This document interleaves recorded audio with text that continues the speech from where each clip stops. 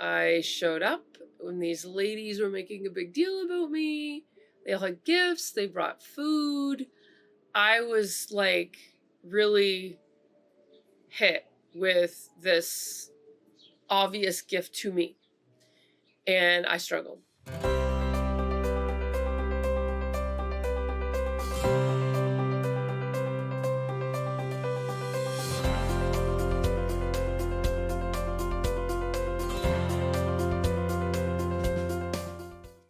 Hi friends, it is Bria Katrin here again, and I am unpacking my June blog, and we're talking about why can't I heal?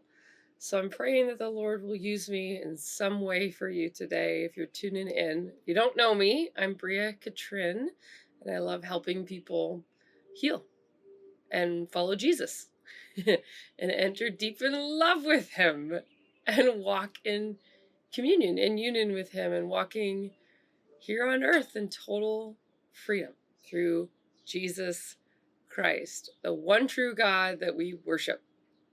And I help people through coaching one-to-one, which I love to do. And I also have a program, a neuroplasticity-based program to help people heal through their relationship with Christ, with Jesus. And I have two other group coaching classes now, my Abundant Life classes. If you want to check any of this out, go to briakatrin.com. I would love to support you, hear from you. So with that, I want to get started because I know, as always, I tend to ramble a little bit.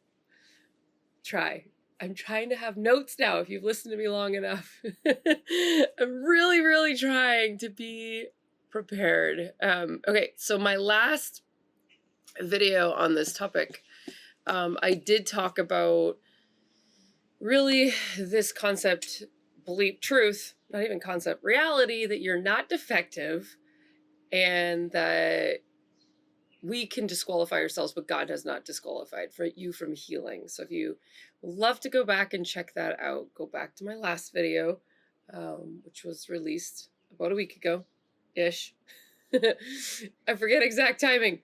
But video 2, we are going to talk about, I don't even know what to name this yet, so it's going to come by the end of it. I pray.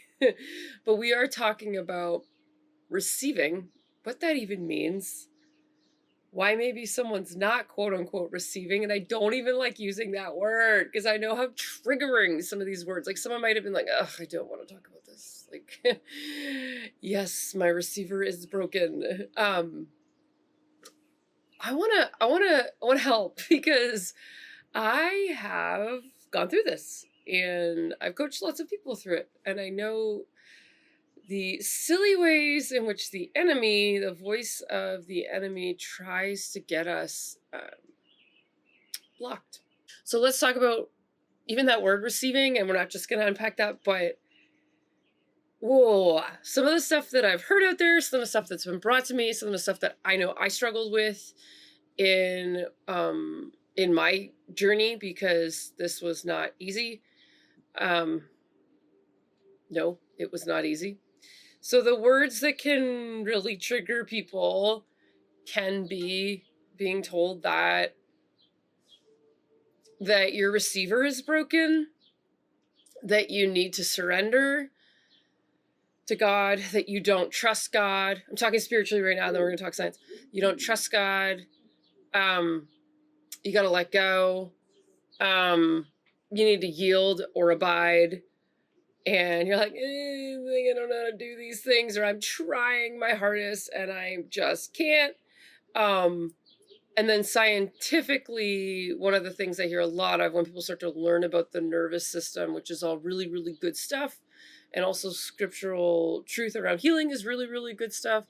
But it gets distorted, obviously, and gets put back on this person who needs to receive their healing, is that their nervous system is broken and dysregulated and it won't change. They can't regulate. They're struggling to regulate their nervous system, or that their brain is broken and won't change. Their limbic system won't let go. There's all kinds of ways in which it can manifest this sort of like, there's this roadblock right here. And again, I will never separate those, all those things that I just said, the receiving, the letting go, the surrendering, the yielding, the abiding, and the nervous system dysregulation, brain, maladaptive stress response. That's I will never separate those, just period. Because you cannot separate God's creation from God himself. He is in everything. He's in our nervous systems, in our cells, in every relationship, in our hearts, our minds, everywhere, in everything, and he's everywhere. The only way in which he is not in something is in our minds and our hearts. That's where he gets dethroned from being ruling, reigning, supreme. Okay, we're going to talk about receiving God's gifts, his love gifts, his benevolent grace, and perhaps how we are resisting this. Because what's interesting about all of us as human beings, as we're kind of on this journey on earth, every single one of us is not completely fully in line with God's will in every single thing. There's always this place for us to come deeper and change direction. I don't like to use the word repent because for a lot of people that's triggering from their past, but to come deeper and deeper in alignment with God's will. So there are ways in which we might unknowingly be resisting his God, and God is love. And he gives good gifts because this is who our God is. So we're going to talk about receiving gifts from God, and when we struggle to do that, how to see it, how to change that.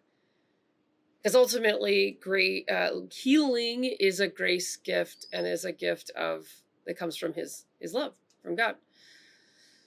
Okay, so I'll talk first about, I'm going to share a few examples, I think, of times when, I'll first talk about kind of my own journey and my inability to receive gifts, and then also some examples I've seen in other people, not just me, not to pick on anybody, just to kind of point out this is an ongoing issue, if you will. It's something that is happening all the time around us. All right, so my journey, I think I was saying this in my last video, that through illness, that my self-worth, my identity, everything was so severely attacked that I ended up really ultimately kind of hating myself, I actually started rejecting what people were doing for me, and ultimately rejecting gifts and rejecting love because I couldn't do anything. And the way in which I had grown up, I very much felt like I need to be a part and a contribution to society. And this sort of exchange of I receive benefits because I'm giving, and this is like an obligation or societal norm. So for me to be somebody who's unable to, and really it was appealing to my pride, I guess, and ego as well, because I felt like a leech taking and not giving back. It really, really impacted me. It really impacted me to the point where I got so hard in all of this journey.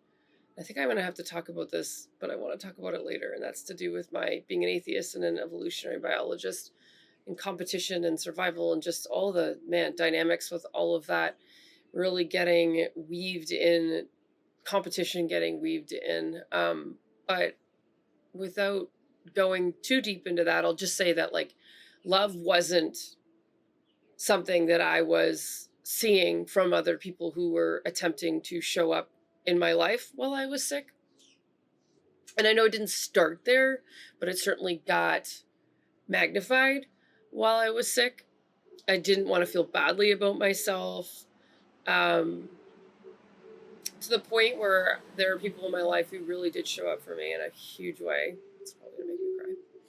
Who did find me ungrateful during that time. because again, I just pushed it away. I didn't want to have to owe anyone anything. I didn't want to feel worse about myself. I just wanted my life back. I wanted to be able to take care of myself. I hated that other people were having to quote unquote take care of me and be the mom to my children. I was jealous. I was envious. I didn't know any of this was happening. I was just getting harder and harder during all of that.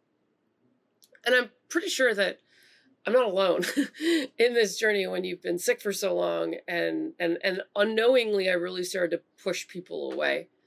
And what happens is generally they stop showing up because you're pushing them away, or you're not, yeah.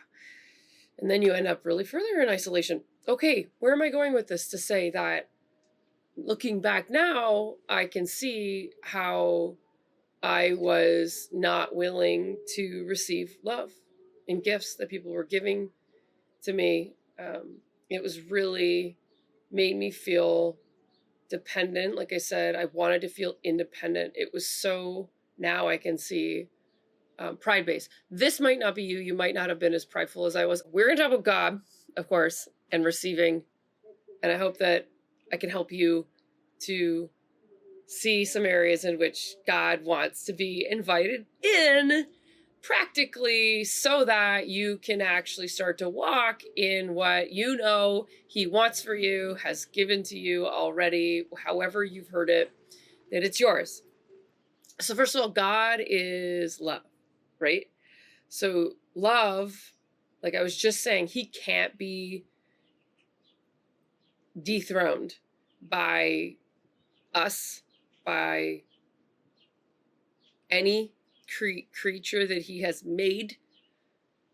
The demons, those rebellious lying spirits that rebelled against Him, they attempt to dethrone Him in the hearts and the minds of His creation, in us, knowing that they can't possibly actually attack God and take Him off His throne. I didn't know that I was prideful. I just wanted to be a strong, independent person. I didn't have God in my life.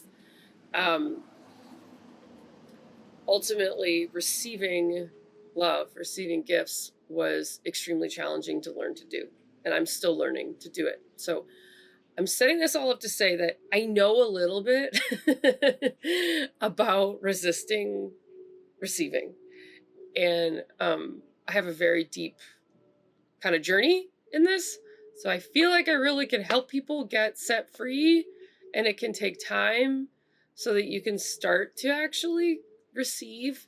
So I'm going to talk about that. One example I want to share of while I was actually healing, and I was partially healed at this point, that I'll share, that showed up, which was really like indicative of, well, partial progress, but also some of the old mindsets, was that a friend of mine, so sweet, a sister in Christ, who came alongside me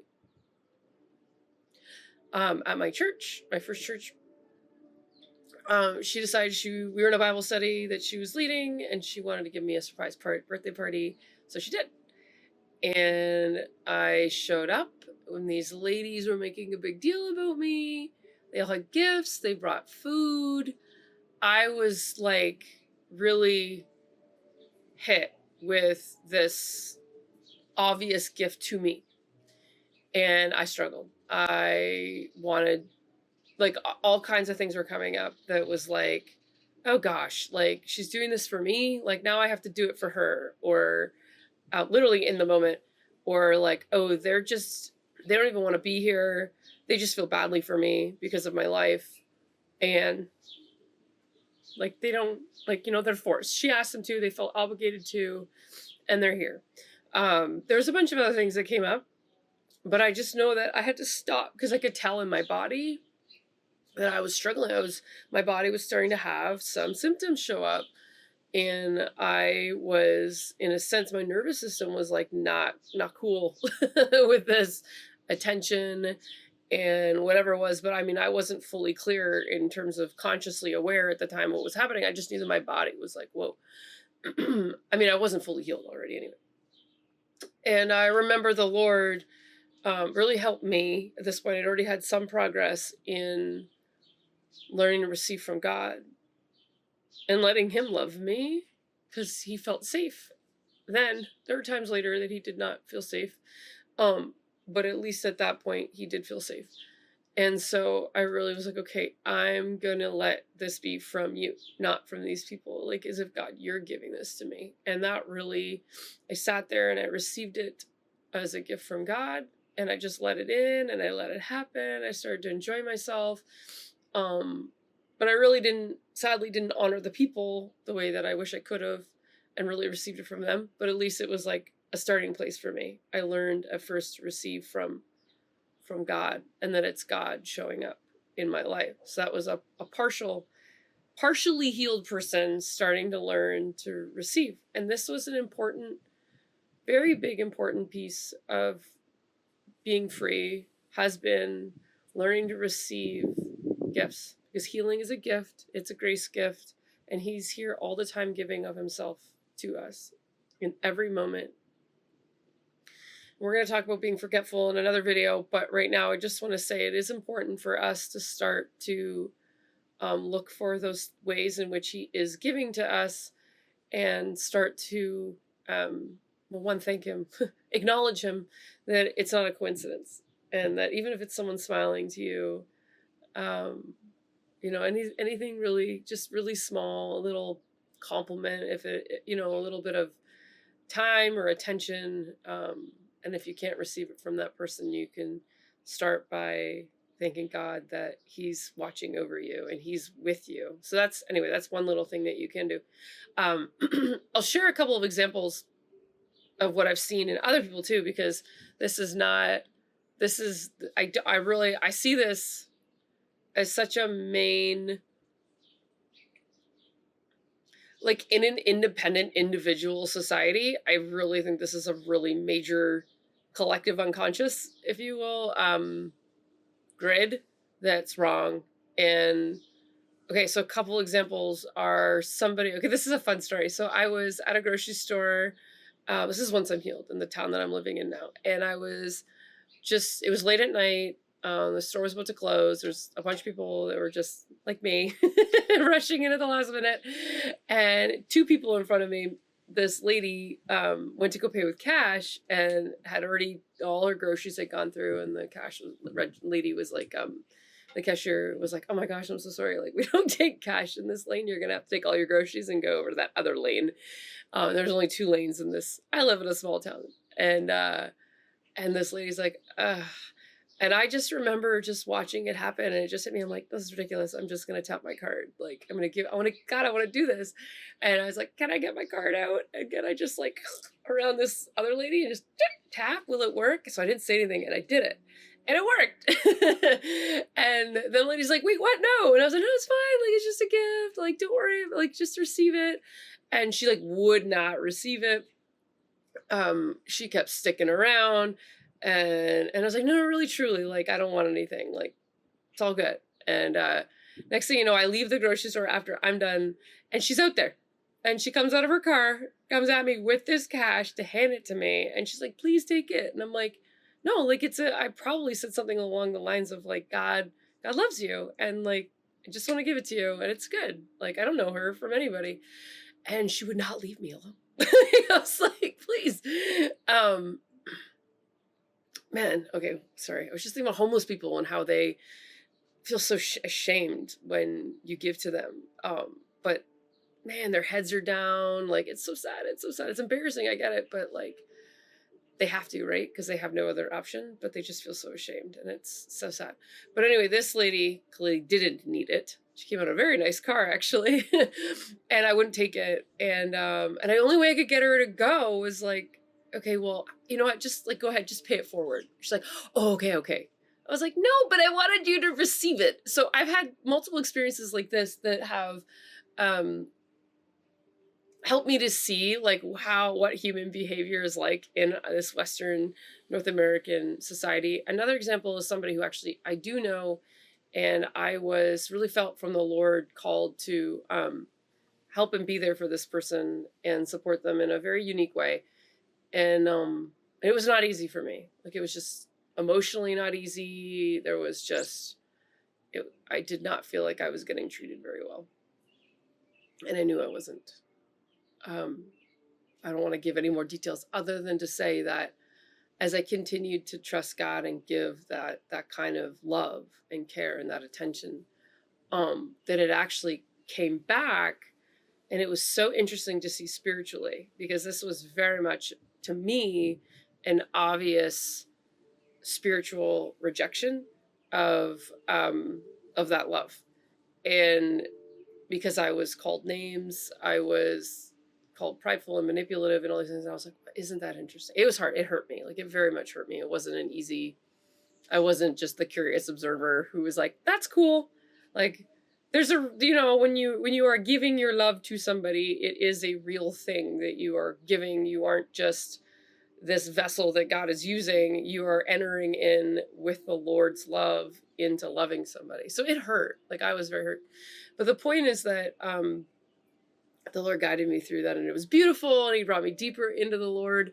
But with that, that was another example of somebody who was unable to recognize the love that God was giving them and receive it and sit in it and not get all uncomfortable and resist it and push it away and move on. Or just, I mean, I've even had, and I know other people have too, like doing visualizations where it was like, oh, this is getting like kind of uncomfortable. And then you kind of like just move on, because it can be so almost like overwhelming. I don't know how to receive this.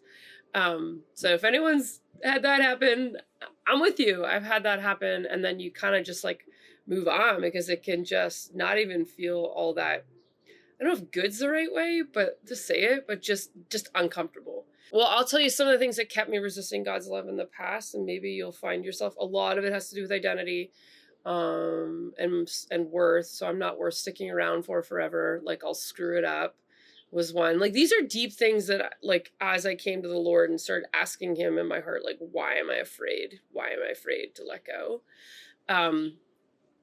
That I didn't feel like I was worth fighting for, that I'm a nobody, that I'm boring, that he'll get bored of me. That's gonna make me cry. It's just so good. Resisting it because I'm afraid to lose it, the fear of abandonment and rejection, and all of these things that I just said. It's so fascinating to see the parallel in my own life, from my own history. And I think most of us on some level have been abandoned, rejected, neglected. And so some of this is out of just experience on a very deep level in areas that the Lord hasn't been able to come in and heal. Another one that I was afraid of was that I was making it up. I was afraid that if I received it, I'd just be lifted up in pride. I was afraid of going back into that sort of like comparing. And another one that showed up was definitely this anxious attachment to be reassured that I have it. Like, it very much like choked me actually receiving it, like, because I was in some ways performing to keep it, to people please, almost just keep pleasing God. Unknowingly, it was this anxious attachment that was happening, and it was based on me, not on him. Because and then like this, like, I'm gonna resist it because of this, like, if I allow it, that means I have to do something, that like I have to keep it, I have to earn it, I have to be perfect, I have to be good enough, and I don't feel like I am. Like, I don't feel like I can do that. So we actually resist receiving his love. Isn't that crazy? Anyway, so these are a few ways which I know that it showed up in my heart. And another one was kind of this fear of trusting, being vulnerable to that loss, because there's this, in trust, there's vulnerability. I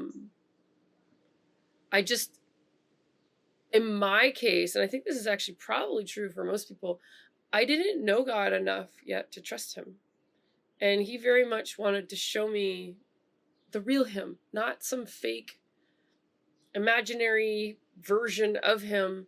I mean, really know him, Like he's real and he's coming at us always and wants to pour into us and give himself to us. So I learned from him very directly that he would reveal himself to me and that ultimately he would earn my love and trust, essentially, that he's faithful and he didn't expect me to love somebody that I didn't know. Because with love very much comes trust and that vulnerability. Um, so not knowing him made it hard to receive love from him. So answer to that one, if we just go backwards right now, would be getting to know who he really is. Man, and getting to know, for me, a spiritual landscape, a spiritual grid was so ginormous. We're going to talk about it another day because I am going to run out of time. So what can we do other than get to know him and the reality of who he is we can start practicing receiving these little grace gifts. They're not even little, they're big. Like I said, like I said this earlier, we can first acknowledge that they are from not a coincidence. I love C.S. Lewis, I think it is, that says that, no, I'm not going to remember the whole quote, so I'm not going to bother, but I've taken from it that there are no coincidences in the kingdom of God. So oftentimes I will, oh my gosh, today, this is awesome actually. I will not say that this is a coincidence. I decided to go on a really long walk. And I don't normally go in this one area. It's beautiful. It's wooded. These beautiful homes. It's like I'm entering into like the Hobbit land or something.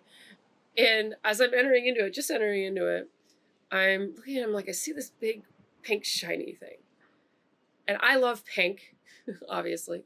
And I look up and I'm like, what is that? Into the woods, because it was pretty open in the understory. I'm like, that looks like a heart. And it was like legit one of those like helium shiny heart balloons. Like just sitting there. And I was like, no way.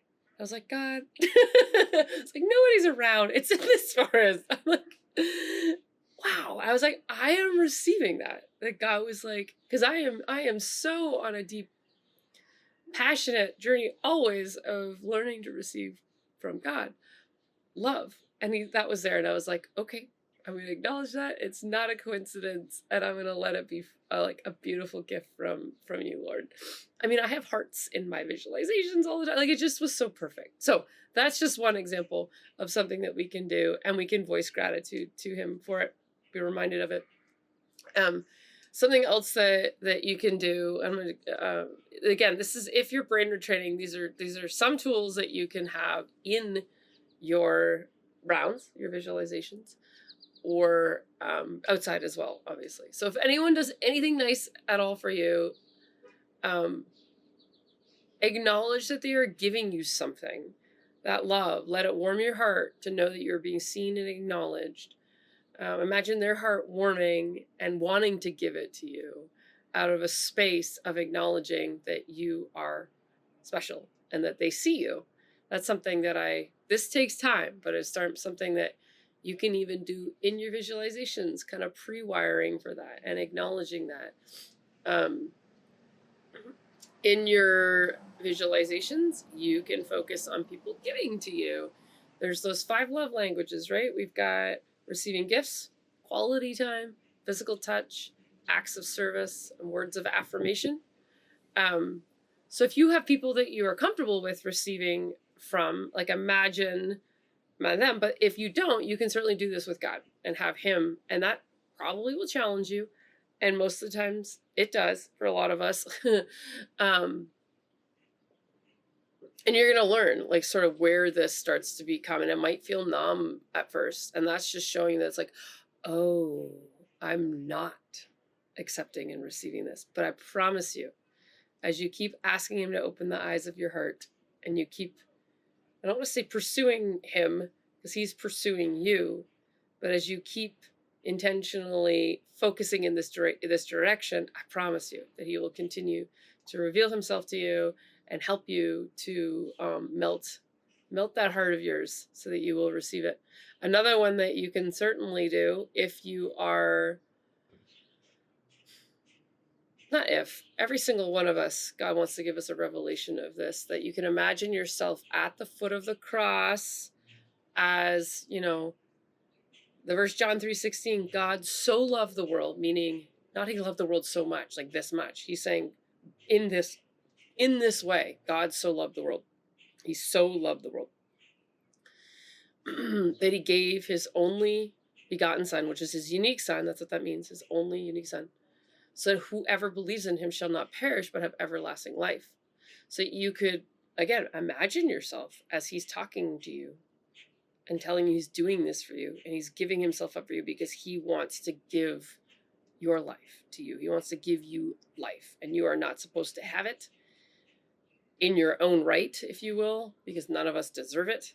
We have all qualified ourselves, I guess, in a sense, for on our own, for mortal, I mean, for death, for not receiving that life. And God's saying, nope, I'm giving mine to you. So you could certainly focus on that. You could focus on imagining Jesus coming after you, like barefoot, maybe his feet are cut, soaking wet in a storm, as you're that lost sheep that he comes to find and pull home and pull in and take into some quiet space, and his heart that warms and glows and rejoices when he finally holds you in his arms. That's a good one. Lastly, another idea that I have before we end this video, you can practice godly self-love. So hugging yourself, telling yourself how special you are, how lovable you are. For me, it was like, you're worth sticking around for. You're worth giving attention to. You're worth cherishing. You're worth cherishing. And then you can certainly work on some ways in which you can start to show yourself self-love and self-care. And this is probably something that most people know, but it's worth saying just in case somebody's listening who maybe could use this as a practical tool right now, focusing on self-care. Maybe it is getting outside and going for a walk, and maybe it's taking a shower. Maybe it is you want to actually do your hair and put on nice clothes, even if you don't feel well. Maybe it's making your bed. Maybe it's giving yourself some space to like get away from your children and focus on yourself for a bit. There's lots of ways in which we can practice this godly self-love. Anything that you are doing, I pray that you invite the Lord into, so that it becomes something that's growing you closer to the Lord and not pulling you away from the Lord in these things. Yeah, okay. Those are a few things that you can start to do. But the main point of this video is that I am pretty certain we are not good at receiving gifts, and healing is a gift. And there are ways in which I know that God has shown me. There are lots more, and this took a long time. It didn't happen overnight. And actually, in some ways, some of those symptoms got worse along the journey like this because of the letting go to receive it, and then the resistance of like, kind of like, is this really real? Because especially as you open the door, instead of like completely avoiding and shutting yourself off, you start to put yourself in this vulnerable place. And then with self-protective mechanisms that want to like avoid pain, we want to shut that down. And so we open ourselves up, and it can feel scary to open ourselves up again especially when we've felt so hurt and rejected, abandoned, neglected. And I'm not even like, in my journey, I'm not even like blaming other people in that. And sometimes it was just the way in which the enemy, through certain experiences at a young age, started to filter into my way of thinking, and started to really build some pretty big strongholds, so that I really got to the point where I didn't even feel like my parents loved me. And I'm sorry, I'm crying. So I'm like, if they ever saw this, I know they would be like, oh my gosh, like, that's like the exact opposite. But it's pretty crazy how subjective all of this stuff is, and how someone can experience something that's totally not how someone else feels about them. Um, so yeah, that's a big reason why often we struggle to um, receive healing, is that we are unknowingly resisting receiving these gifts of love. So start practicing receiving love in general and gifts, because through that, I promise you that there is a strength that starts to come, a huge shifts that start to come as you start to accept these beautiful gifts. And from here, I know there's like an open door and conduit to like walk in health from here, receiving that grace gift for your healing. So God bless. I hope this blesses you guys. Super long video again. And please hit subscribe, like, comment, share it with other people. And I'd love to hear from you. God bless.